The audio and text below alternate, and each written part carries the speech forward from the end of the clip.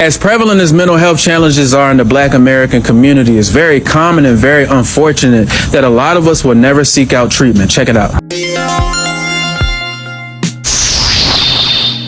Glad to have you, amazing viewer. Excited. I'm so excited that you're spending your precious time with me. If this is your first time here, consider subscribing. Smash that subscribe button, like the video. And if you're coming back to watch my video, you are the real one. Don't forget to like and leave me your thoughts. I love interacting. Let's talk about the Black American community once more. And this time we'll be looking at mental health and how is it viewed among men who are African, African American.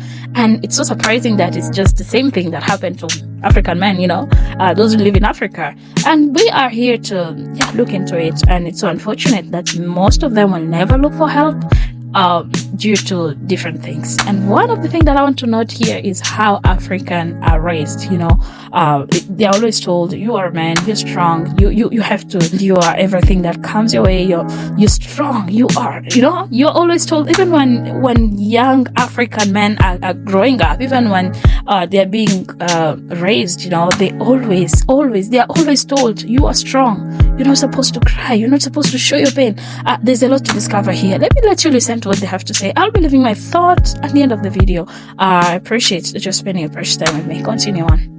Enjoy the rest. Check it out. There are many reasons why Black people in this country may not seek out mental health treatment, but I just wanted to go over a couple. Number one, mental illness is heavily stigmatized in the Black community. Look, due to our oppression in this country over the years, a lot of us have received from previous generations and have even developed presently an attitude of suck it up, stay strong, and survive. Unfortunately, because of that, admitting that we're struggling with our mental health is often seen as a sign of weakness in our culture. Number two, we're still very underrepresented in the mental health space. A little while back, the American Psychological Association shared that in America, only 4% of all psychologists are Black. Now, I don't know what that statistic is now, but I do know from personal experience that there's still a shortage of Black mental health providers, and it doesn't feel good when you're looking for one and you don't see many who look like you. And look, I'm not trying to imply that we shouldn't see non-Black providers, but that does bring up another issue about the lack of cultural competency that exists in the majority of our services here. I think we need more Black therapists. Somebody said to me, why do I think Black people, in particular men, don't go to therapy? And they said, it's because Black men does such. So don't do that. Don't say we don't go to therapy for some sort of flaw on us. We don't go to therapy for two very basic reasons. Number one, therapy was not built for us. Number two, it is not currently being done by us. So we need more therapists doing this so that we fit into it. There's a whole field of family therapy called, called brief therapy. Like my book's a solution-focused brief therapy. There's a whole field called brief therapy. Brief therapy was developed in a place called Palo Alto, California. Y'all ever been to Palo Alto, California? It's the richest place I've ever. People buy mansions, tear them down to build better mansions. I mean, Palo Alto, California is affluent beyond belief. And the way they built brief therapy was they researched their therapy techniques on people in Palo Alto, California. It doesn't take a rocket scientist to realize a family on the west side of Chicago functions very differently than a family in Palo Alto, California. Why Black men don't do therapy. I got a therapy session. I got emotional scars. The stigma associated with mental health has long been a barrier for African American men to seek help from mental health professionals. The idea that seeking help for mental health issues is a sign of weakness or that it's not manly to open up about one's struggles is deeply rooted in many African American communities. There's a fear that we will be judged, misunderstood, and even mistreated by mental health professionals. I was still dripping. I was living in a tent. In addition, due to the history of racism and discrimination, there's a mistrust of the medical system among many African Americans. As a result, the stigma around mental health prevents many Black men from seeking help, even when we desperately need it. Social stigma, we live in a very sort of patriarchal, machismo type of world, right? And to seek therapy as a man is seen as a sign of weakness. It's really rampant within the Black community. Like, again, there's a lot of social stigma in saying I need help, right? So that's number one. Number two, pretty obvious. The last one people don't think about is the cost. Therapy can be expensive even with insurance. If you have insurance, you're still paying a copay, and therapy is not short term. Good therapy is long term. And so if you go and you're repeatedly paying copay, that can even be expensive. Now, imagine if you don't have insurance, again, you can see how the cost can be incredibly high. Which is why in my world, sometimes the person doesn't have insurance. I'll tell them, just pay what you can afford. You know, that's kind of what I charge right now. And I'm okay with that. That may change over time, but that's how I do my business. And so those are the three reasons: lack of diversity, social stigma, and the cost. Those are my three reasons. If you have any other reasons, feel free to share them. It's one thing when you are a mental health professional and you're a mental health provider and people show up to your office and, you know, your hospital, your whatever, and you have the opportunity to be that unbiased person. You get an opportunity to serve people like you in a way that you know they wouldn't have got that service before if they came to somebody else that wasn't you.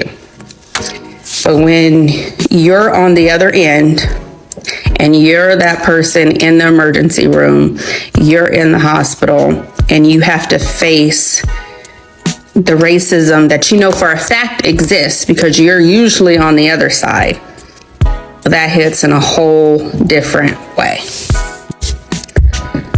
So in the days that my husband was really experiencing the benzodiazepine withdrawal, we went to the emergency room not once but twice in the matter of like 3 days.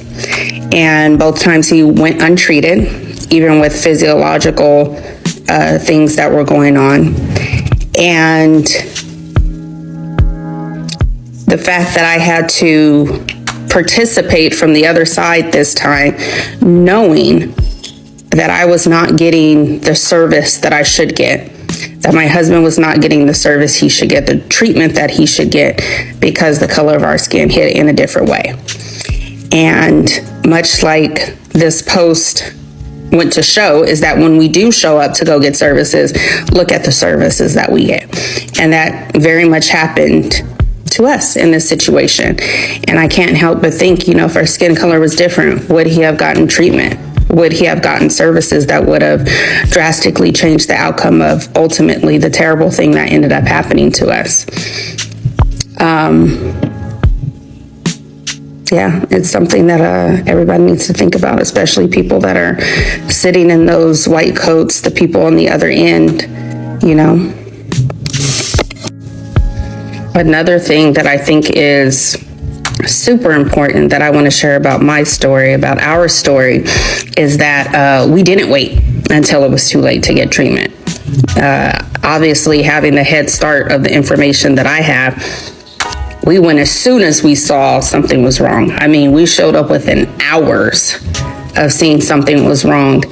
And guess what? It didn't help anything at all. In fact, we actually would have been better off just following the treatments and ideas that we saw on the internet. Yep, would have been way better off. Yeah, you know, we'll get to the full story soon, but not time yet.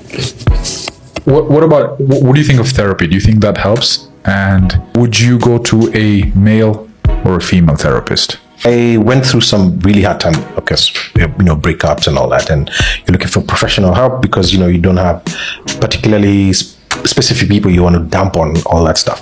So I chose a male therapist specifically. I said I wanted a male doctor. Well, luckily I didn't get one, but I got a male therapist. The guy was, you know, go to and tell him this is what's happening in my life.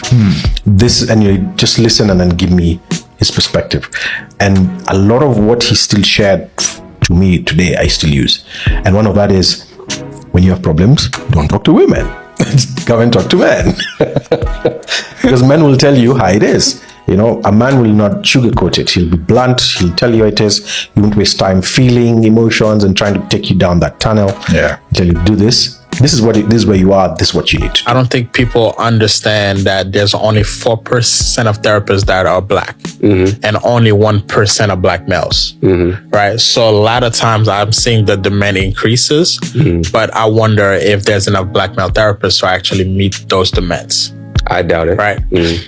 Hence why we need to, as black male therapists, we need more collaboration. We need more mentorship. We need different ways to provide healing outside of one-on-one therapy, right? Which is why someone like you and the platform that you're creating is so helpful, is so needed. Wow, that's about it. And you can see the problem is for them first to accept, Black men to accept that they need help. You can't receive help unless you accept that you're helpless, and just normalizing asking for help. Living behind the culture, sometimes you can die behind our cultural values and stuff that we hold on to tightly. And so it's really hard that we have to live in an oppressive world, which is the system. It's on all level. It goes beyond racism and all things that happen. So as somebody who has experienced mental illness severally in my life for a long time, I would say that it's you who has to acknowledge first that you need help. And when you need help, I'm telling you that you will be able to help others, especially those who have gone through it. They have to see the need to help others to overcome. So I'm also a mental health advocate, and there are African countries that are trying lately, but there are others who are still associating mental illness to something that is spiritual, and that's what makes it even worse.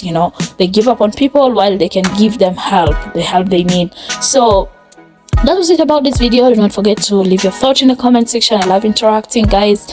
Your comment will be well taken care of, guys. Don't forget to leave me your comment, and also do not forget to subscribe to the channel, and also turn on the bell so that you get notified whenever we have a new video. I appreciate your love and support for my content. Goodbye for now.